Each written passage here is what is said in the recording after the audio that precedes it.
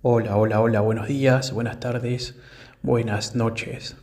¿Cómo anda mi comunidad de maestría Red Pill? Bien, bueno, el día de hoy vamos a avanzar con una nueva clase de ajedrez. ¿Sí? Mi idea fundamental, ¿sí?, en esta clase está destinada a hacerte saber, ¿sí?, que puedes mejorar tu juego de ajedrez. ¿Sí? Resulta, conozco a muchísimas personas, muchísimos jugadores de ajedrez que se encuentran, eh, al menos desde su comprensión, ¿sí?, totalmente limitados, restringidos, ¿sí?, que sienten que carecen de herramientas para mejorar en cuanto a su juego, a su entendimiento.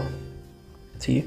En rigor, eh, antes de pasar, ¿sí?, ya no a hablar del tema del día de hoy, debo reconocer que para mí, ¿sí?, existen básicamente tres tipos de personas. ¿Sí? Primero, un grupo muy limitado, ¿sí?, de jugadores que son prodigios, ¿sí?, genios naturales.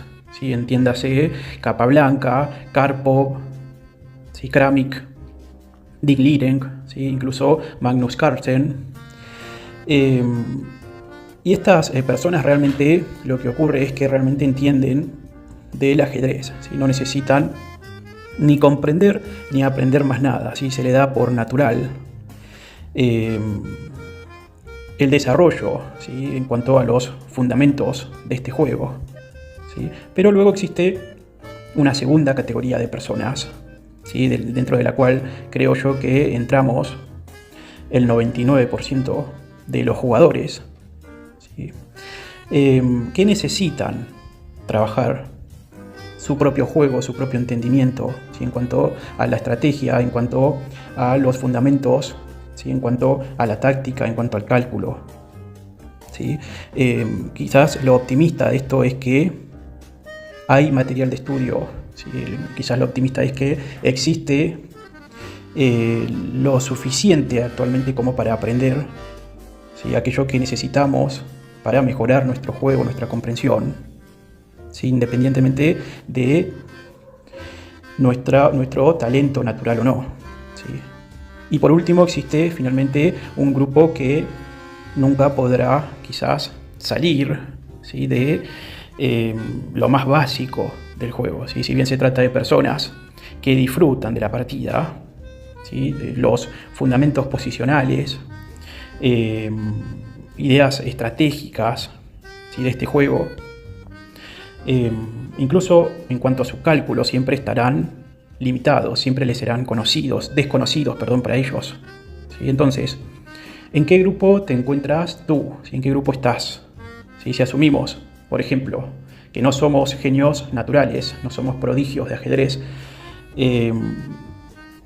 y tampoco somos gente que es incapaz justamente de comprender, ¿sí?, lo suficiente como para mejorar su propio juego. Quizás lo optimista, por suerte, es que podemos mejorar nuestra comprensión, ¿sí? Podemos mejorar nuestro nivel de entendimiento, nuestro nivel de juego. ¿Sí? Esto nos lleva a concluir justamente que si advertimos, ¿sí?, qué es lo que nosotros necesitamos aprender, podremos irremediablemente mejorar nuestro juego, ¿sí?, nuestro nivel de juego. Bien, dicho este breve introito, surge la pregunta: ¿qué deberíamos intentar aprender? Bien, bueno, en mi búsqueda por dicha respuesta a esta pregunta, he leído varias entrevistas, ¿sí?, realizadas a los mejores grandes maestros de ajedrez, ¿sí?, e incluso he decidido seguir poco a poco el camino indicado en este caso por Garry Kasparov, ¿sí?, en aquello que él denominó verdaderos jugadores de ajedrez. ¿Sí? Su definición justamente de verdadero jugador de ajedrez no tiene, y esto es quizás sorprendente, si no tiene que ver con su puntuación Elo.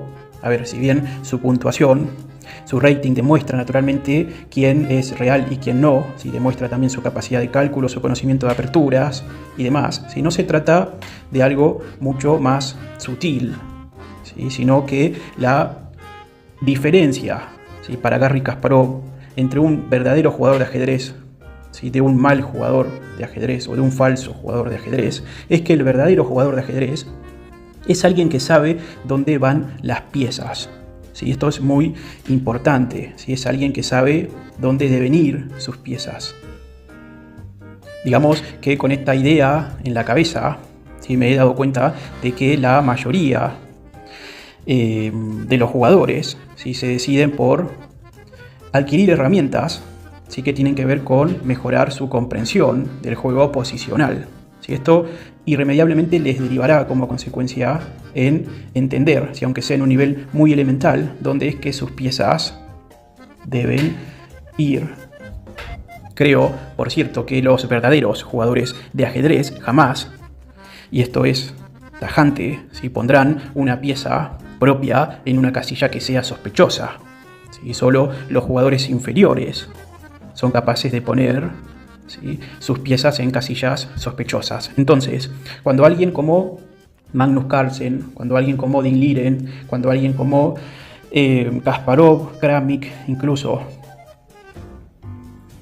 calculan, en rigor no tienen en cuenta, ¿sí? demasiadas jugadas por delante. ¿Sí? En vez de eso, penetran en aspectos del juego que son mucho más profundos y que son en rigor mucho más determinantes. Y otra cosa fundamental, ¿sí? y tajante, ¿sí? Cuando calculan, ¿sí? Cuando se mentalizan, ¿sí? el desarrollo de determinadas variantes y advierten que sus piezas no pueden ir, ¿sí? a casillas erróneas, o advierten que sus piezas derivarán, ¿sí? irremediablemente hacia casillas erróneas, bueno, entonces esas variantes son descartadas. Esto es, ¿sí? tras un cálculo de jugadas futuras, surgen como consecuencias que sus piezas empiezan a irse a casillas que son erróneas, bueno, entonces esas variantes son descartadas, ¿sí? y abandonadas. Creo yo que, por ejemplo, la diferencia, ¿sí? que existe entre un buen gran maestro, ¿sí? entre un verdadero jugador de ajedrez de un mal jugador de ajedrez, es justamente que, por ejemplo, tras un ataque y su consecuente simplificación, ¿sí? sus piezas resultantes quedan en desventaja, quedan en desequilibrio, bueno, esa variante es descartada. ¿Sí? Entonces, para ello, para saber, aunque sea desde lo más elemental, ¿sí? desde un nivel muy elemental, a dónde deben ir tus piezas, dónde deben ocupar y controlar las fuerzas de tus piezas, es necesario tener una comprensión profunda de la posición resultante que guíe, ¿sí? de manera ulterior tus propios cálculos. ¿Sí? Dicho eso, pasemos ahora a ver una partida que traje a modo de ilustración. Vale aclarar que en aquel momento el jugador blanco, Rivas Pastor, tenía 2.515 puntos elos, mientras que el jugador negro tenía, ¿sí? 2.650 puntos elo. Se trata de Rivas Pastor contra Acopian. Partida que se disputó en el año 1995 en León. ¿Sí? Bueno, esta partida comenzó, ¿sí? con, bueno, las blancas movieron D4, las negras D5, C4, las blancas, las negras C6, caballo F3, las blancas, caballo F6, las negras, E3, E6, caballo B D2, las blancas, caballo B de 7, las negras, alfil D3, juegan las blancas, C5, las negras,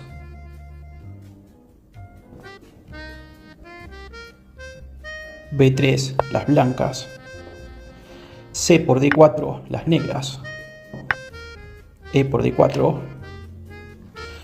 responden las blancas, B6, mueven las negras, alfil B2, alfil B7, enroque corto, y alfil D6, juegan las blancas. ¿Sí? Estamos en una posición, ¿sí? teórica propia de la defensa semieslava, ¿sí? en donde las negras se encuentran con un tiempo por detrás. A ver, avancemos algunas jugadas. Sí. Reina E2, juegan las blancas, enroque corto. Caballo E5, hacen las blancas. Reina E7, las negras. Torre A, D1. Las negras responden con torre A, C8. Alfil B1, las blancas. Torre F, D8, las negras. Caballo D, F3, las blancas. Caballo E4, las negras. Caballo por D7, las blancas. Comen. Torre por D7 y las blancas comen en C por D5, y las negras E por D5. Caballo E5, las blancas. Torre D, C7, juegan las negras. F3, las blancas. Caballo C3, juegan las negras. Alfil por C3. Torre por C3. Bien, detengámonos en este preciso momento. Vemos a las claras que las negras poseen el par de alfiles, lo cual le proporcionará una ventaja duradera en el final, y como veremos más adelante, lo cual no será muy difícil de transformar en una victoria. Estoy seguro que Rivas Pastor era plenamente consciente de esta situación, de esta posición, pero de algún modo no pudo mostrar la misma habilidad que su oponente para maniobrar con las piezas, y de este modo se encontró en una posición sumamente desagradable para él mismo. Por el otro lado, en realidad, Akopian, es decir, el jugador negro, de ningún modo había calculado mejor que su oponente, no había previsto todas las jugadas de blanco, pero lo que sí hizo bien es que buscó la óptima coordinación de sus piezas, colocando sus piezas en posiciones obvias. Lo que realmente ha sucedido es que las blancas han debilitado su columna C, permitiendo que su caballo enemigo penetrara por E4 y luego se ubicase en C3, provocando el futuro ataque que derivó tras el cambio del alfil que se encontraba en B2, tras comer en C3 una torre negra que se venga a C3. Más bien, otra conclusión que podemos hacer, otro análisis que podemos hacer de esta posición es que las blancas debieron haberse situado en la columna C y E en vez de en la columna D y F. Esto no es tan grave. Lo que sí es grave y lo que sí resulta hasta un poco ridículo es haber traído el alfil que se encontraba en D3 a B1 sin capacidad de ataque. La otra pregunta que surge: ¿por qué las blancas decidieron cambiar en D5 abriendo la columna C? Siguiente pregunta: ¿por qué el caballo blanco, de surgir en B1, tuvo que viajar gastando 4 jugadas a D2, a F3 y finalmente hasta llegar a D5, tan solo para conseguir lo que las negras hicieron en una? Porque recordemos que las negras, de su caballo originario en G8, al venirse a F6 y luego a saltar a D4, lo hizo con un fin que fue justamente el de luego saltar a C3, mientras que aquel caballo blanco de nuestras fichas blancas, de nuestro jugador blanco, se encuentra sin ningún plan, o al menos el mismo aún muy difícil de ver. ¿Hubiéramos podido sugerir un mejor plan al jugador blanco? Y pregunto nuevamente, ¿las blancas hubieran podido ver una alternativa superior a la que realizaron? Creo que no, de lo contrario, hubieran intentado algo distinto. Por el otro lado, Akopian, el jugador negro, seguramente nunca tuvo dudas. Todo lo que jugó tiene sentido. Y si realmente como jugador no puedes ver que tras torre negra en C3 el negro queda mejor, quizás te está faltando conseguir una mejor comprensión sobre las eventuales y posibles alternativas a seguir. Bien, la partida continuó de la siguiente manera. Las blancas movieron su torre de F a E1. Las negras hicieron lo suyo, moviendo F6. Las blancas caballo D3.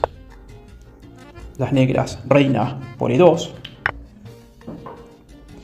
Las blancas torre por E2.